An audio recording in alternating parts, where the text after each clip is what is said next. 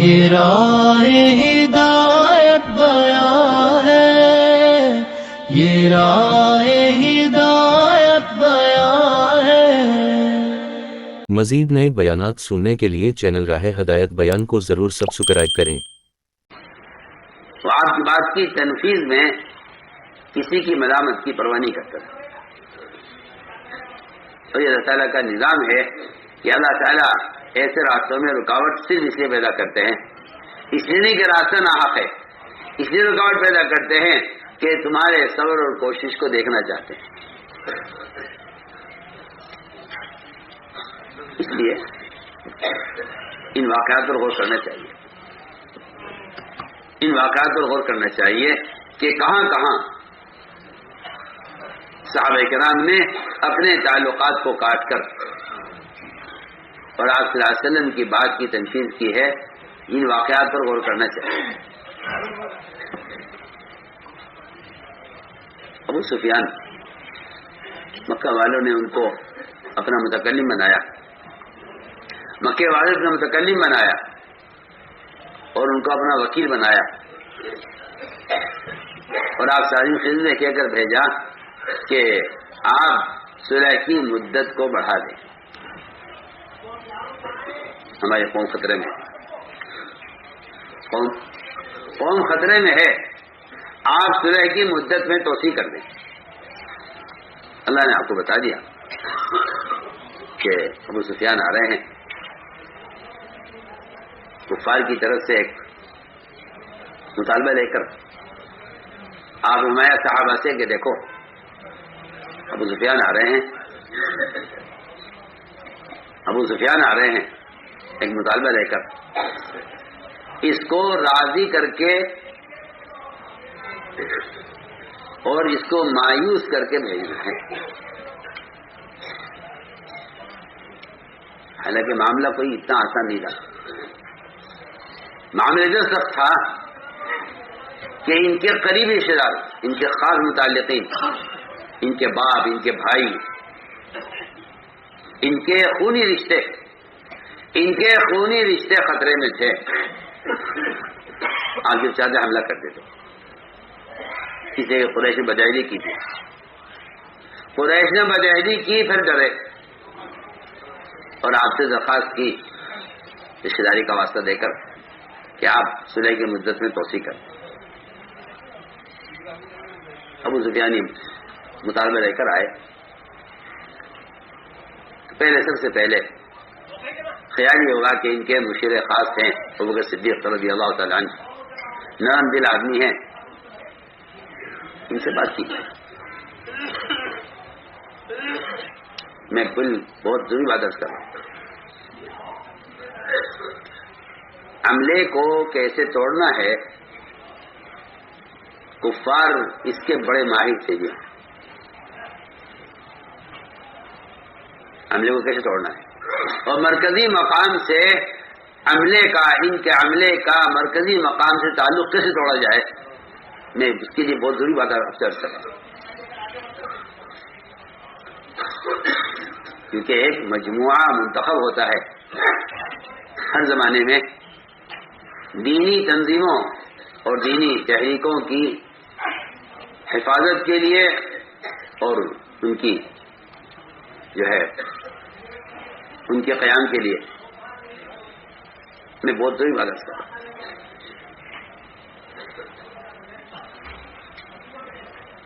چنانچہ باطل کا ہمیشہ باطل کوشش رہی ہے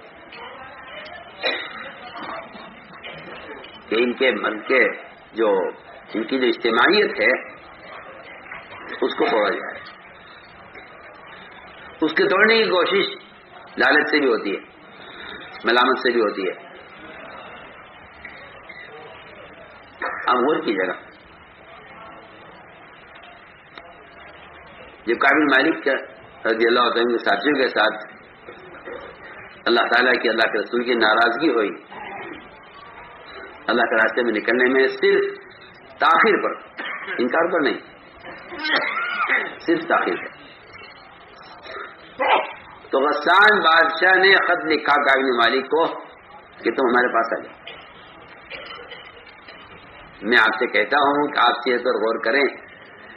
عملے کو توڑنے کا کفر کے پاس بہترین موقع جب ہوتا ہے جب آپس میں کسی بات پر اختلاف ہو جائے.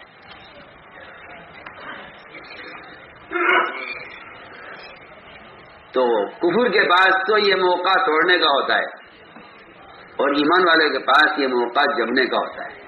میں یہ آپ سے بہت ضروری بات کرتا ہوں. ایمان والے کے پاس یہ موقع جمنے کا ہوتا ہے. جی ہاں، یہ موقع جمنے کا ہوتا ہے. یہ اس کا موقع نہیں ہوتا کہ آپ یہ سوچیں کہ فائدہ تو ادھر نظر آ رہا ہے. ان کی چمیل کو توڑنے کے لیے ان پر بڑی سے بڑی چیز پیش کی جاتی ہے، خاص طور پر اختلاف کے زمانے میں. جب آپس میں اختلاف ہو جائے، میں اس کی مثال دے رہا ہوں. کعب بن مالک رضی اللہ تعالیٰ عنہ اور ان کے ساتھیوں کے ساتھ جو معاملہ پیش آیا، تو غسان بادشاہ کو پتہ چلا کہ ان کے آپس کے معاملات یہ ہو گئے ہیں اس وقت، اور ان تینوں کو انہوں نے بالکل ان کا بائیکاٹ کر دیا ہے اور ان کے کوئی سلام کا جواب بھی نہیں دے رہا ہے. یہ موقع اچھا ہے ان کو مرکزی مقام سے توڑنے کا. یہ موقع اچھا ہے. یہ خود بھی یہ سوچیں گے کہ عزت مل رہی ہے وہاں، یہاں ذلت ہو رہی ہے. وہاں استقبال ہو رہا ہے، یہاں بائیکاٹ ہو رہا ہے. تو کیوں نہ ہم وہاں جائیں. کعب بن مالک رضی اللہ تعالیٰ عنہ نے اس خط کو تنور میں جلایا. اس خط کے جلانے کا مقصد یہ تھا کہ ایک تو اس کے خط کی تبدیل کرنی ہے کہ تمہاری دعوت کی ہمارا یہ حیثیت ہے. دوسری بات یہ ہے کہ دوبارہ پڑھنے کا خیال نہ آئے. دوبارہ پڑھنے کا خیال نہ آئے. یہ ہمارے لیے ایک سبق کیا، ایک اصول ہے ہمارے لیے کہ جب اختلاف پیدا ہوگا تو باطل براہ راست بھی نہیں آئے گا، بلکہ وہ آپ کے دوستوں کو ذریعہ بنائے گا، آپ کو اس طرح متوجہ کرے گا تاکہ آپ سمجھ نہ سکیں کہ یہ دعوت اپنوں کی طرف سے غیروں کی طرف سے. میں آپ سے کیا عرض کروں، بات آپ نہیں سمجھ سکیں گے اس لیے کہ باطل کی طرف سے دعوت براہ راست نہیں آئے گی. جی ہاں، آپ کے جانے والوں کو استعمال کریں گے اور آپ کو نہیں معلوم ہوگا کہ یہ دعوت کہاں سے چلی ہے. تو میں نے عرض کیا کہ کعب بن مالک رضی اللہ تعالیٰ عنہ نے اس خط کو تنور میں جلا کر یہ جواب دیا ہے کہ ہم آپ کی طرف سے آنے والی دعوت کو ہم مصیبت سمجھتے ہیں، مدد نہیں سمجھتے. اور اس کا خط تنور میں ڈال دیا. تو میں اس کر رہا تھا کہ یہ باطل کے پاس ایک راستہ ہے کہ ان کے عملے کو بکھیرنے کے لیے اور ان کے مشورے والوں کو اپنے خیال کا بنانے کے لیے. چنانچہ ابو سفیان آئے، آ کر ابو صدیق سے ملاقات کی اور یہ کہا کہ ہم درخواست لے کر آئے ہیں اور آپ کا یہ رسول نے فیصلہ کیا ہے، ہم چاہتے ہیں کہ صلح کی مدت میں توسیع ہو جائے. میں کہنا ہی چاہتا ہوں کہ عملہ کیسا مجتمع اور ثابت قدم ہوتا ہے. وہ اس دن جواب دیا کہ نہیں، جو فیصلہ اللہ کے رسول کا ہے وہ فیصلہ ہمارا ہے، اس میں تو کوئی تبدیلی نہیں ہوگی. یہ پوری قوم کا مسئلہ ہے، کچھ بھی ہو یہ فیصلہ ہے. وہاں سے نکلے تو خیال آیا کہ چلو عمر سے ملاقات کرتے ہیں. میں ایک بات واقعی سوچتا ہوں کہ ہم اپنے مشوروں کے اپنے علاقوں میں اپنے مشوروں اپنے ذمہ داروں کے مشیر ہوتے ہیں یا باہر والوں کے وکیل ہوتے ہیں. سستا سا اپنے امیروں کے مشیر ہوتے ہیں یا باہر کے لوگوں کے وکیل ہوتے ہیں. مشاورت ہے، ہمارے یہاں وکالت نہیں ہے. آپ مشورے میں جو رائے دیں وہ کسی کے وکیل بن کر رائے نہ دیں، بلکہ اپنے امیر کے مشیر اور اپنے امیر کے لیے امین بن کر رائے دیں کہ امانت کا تقاضا ہے یہ رائے۔ یہ میں آپ کو بتانا چاہتا ہوں کہ صحابہ کرام کے اندر جو ایک صفت تھی، صفت امانت، صفت امانت وہ یہ تھی کہ وہ مشورے میں اپنی قوموں کے وکیل بن کر نہیں بیٹھتے تھے، وہ اپنی قوموں کے وکیل بن کر نہیں بیٹھتے تھے، وہ آپ کے امانت دار مشیر بن کر بیٹھتے تھے۔ اس لیے آپ دیکھیں گے بعض موقعوں پر صحابہ کرام سے جب ان کے سگے بھائیوں کے بارے میں مشورہ لیا گیا تو کہا جی ہماری تو رائے یہ ہے کہ ہر ایک اپنے رشتے دار کو قتل کرے، ہر ایک اپنے رشتے دار کو قتل کرے، علی سے کہیں عقیل کو قتل کریں، عمر سے کہیں کہ اپنے خاندان کے اپنے آدمی کو قتل کریں، ہر ایک اپنے قرابت دار کو اپنے ہاتھ سے قتل کرے، یہ بتانے کے لیے کہ ہمارے دل میں کفر کی ذرہ برابر محبت ہمارے دل میں نہیں ہے۔ جی ہاں، اللہ تعالیٰ کو یہ فیصلہ پسند نہیں تھا۔ ہم دیکھیں تو صحیح کہ آپ کے دل میں محمد صلی اللہ علیہ وسلم کی محبت ہے یا ان سے مقابلہ کرنے والوں سے کوئی تعلق آپ کا باقی نہیں۔ چنانچہ عمر کے پاس گیا، عمر نے تو سخت جواب دیا کہ تمہارا پچھلا معاہدہ بھی ختم ہو، کوئی نیا عہد کر لو، اللہ اس کو بھی توڑ دے، ہمارا کوئی گنجائش نہیں، جو فیصلہ اللہ کا نبی کا ہے وہ ہمارا فیصلہ ہے۔ پھر خیال آیا کہ آپ کی بیٹی سے بس فاطمہ سے ملاقات کریں، ان سے جا کر کہا اگر تم ابا جان سے ہماری بات پہنچا دو ان تک اور ہماری سفارش کر دو تو ہم تمہیں ساری عورتوں کا سردار بنا دیں گے۔ انہوں نے کہا کہ کیا بات کر رہے ہو ابو سفیان، وہ تو جو اللہ کے نبی کا فیصلہ ہمارا فیصلہ ہے، گھر کی عورتوں سے لے کر بیویوں سے لے کر سب کی ایک بات ہوا کرتی ہے، سب کی ایک بات یہ فیصلہ ہوا ہے۔ پھر خیال آیا کہ اپنی بیٹی میں حبیبہ ان سے بات کی جائے، اور ظاہر بات ہے کہ وہ بیوی ہے آپ کی اور آپ کو سمجھائے گی اور قوم کا مسئلہ ہے سامنے پیش کرے گی۔ ان کے پاس گئے، وہ حبیبہ کے پاس پہنچے تو فوراً بیٹھنے لگے آپ کے بستر پر، کیونکہ آپ صلی اللہ علیہ وسلم کا گھرانہ ہے، آپ سے لے جاتے حبیبہ کے یہاں۔ وہ جیسے بیٹھنے لگے تو انہوں نے کہا کہ ارے ٹھہر جا، تو ناپاک ہے، مشرک ہے، یہ پاک بستر آپ صلی اللہ علیہ وسلم کے سر وحی آتی ہے، ابھی ذرا کھڑا رہا، حالانکہ پاک ہے، کیا بھی کھڑا رہو۔ میں نے بستر لپیٹا، آپ کا ایک طرف رکھا، میں بیٹھو چارپائی پر، کیا بات ہے، کیسے آنا ہوا؟ کہ بھائی تمہاری کوئی قوم کا مسئلہ ہے، تم اللہ کے سے بات کر لو۔ انہوں نے صاف صاف جواب دیا، کہا کہ نہیں، جو فیصلہ اللہ کے رسول کا فیصلہ ہمارا ہے۔ جتنے بھی تعلقات ہو سکتے تھے سارے استعمال کر لیے، لیکن سب کی ایک بات، سب کا ایک۔ تو میں عرض کر رہا تھا کہ اتنا معتمد عملہ تیار کیا گیا تھا اور اتنا معتمد عملہ مجتمع تھا جس سے حق قائم ہوتا ہے، اس سے حق قائم ہوتا ہے۔ تو ہم نے عرض کیا کہ اصل چیز یہ ہے کہ عملے کے اندر، عملے میں امانت داری ہو، عملے میں امانت داری ہو، عملے امانت داری ہے کہ وہ حق کی بات کو کی تنفیذ کرنے میں اپنے ذاتی تعلقات کی طرف کوئی توجہ نہ دیں۔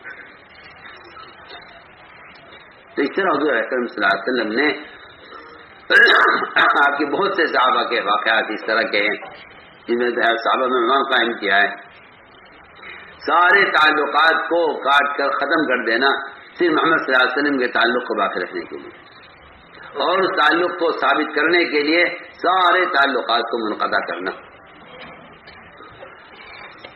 تو میں نے عرض کیا کہ عملہ اس طرح عملہ تیار ہوتا ہے، اس طرح ایک مجموعہ ہوتا ہے جن کے ذریعے سے اللہ رب العزت حق کو قائم کرتے ہیں۔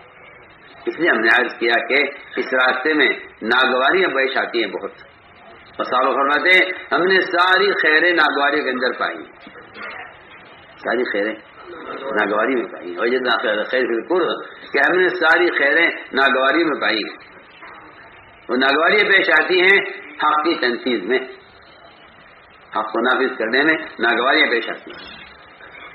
اس لیے ہم نے پہلی بات عرض کی ہے کہ سب سے بنیادی صفت صبر ہے، بنیادی صفت صبر ہے